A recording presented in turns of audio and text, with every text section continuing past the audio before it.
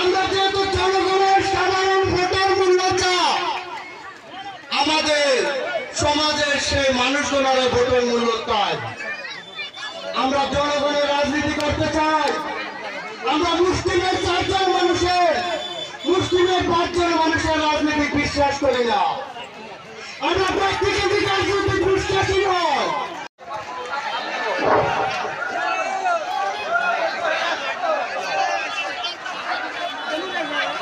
বন্ধুগণ, শ্রদ্ধা জনসাধারণ, আপনারা একটু নীরবে বসেন।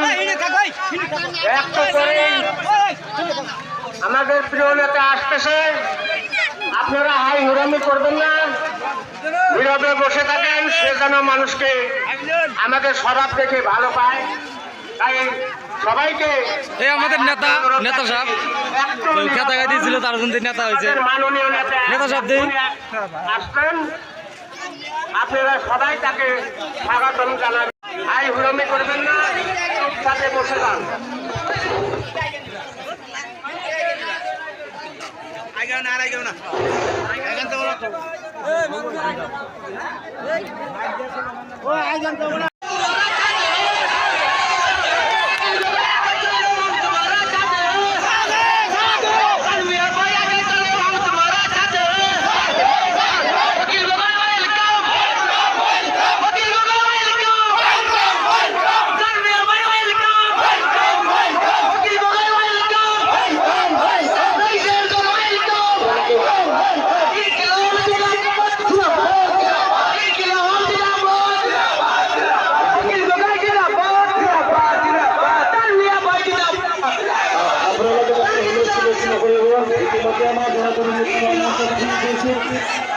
ইতিমধ্যে আমার আপনাদের আদরের নেতা অখিল গগৈ ডাঙৰীয়া আপোনালোকৰ সন্মুখত উপস্থিত হৈছে।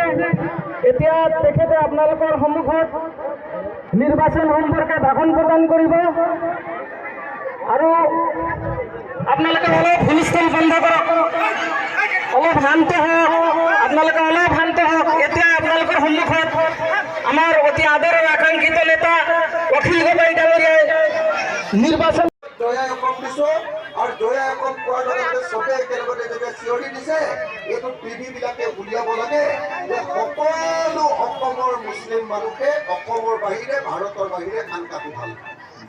হয়নে নহয়? হয়নে নহয়? হয়নে নহয়?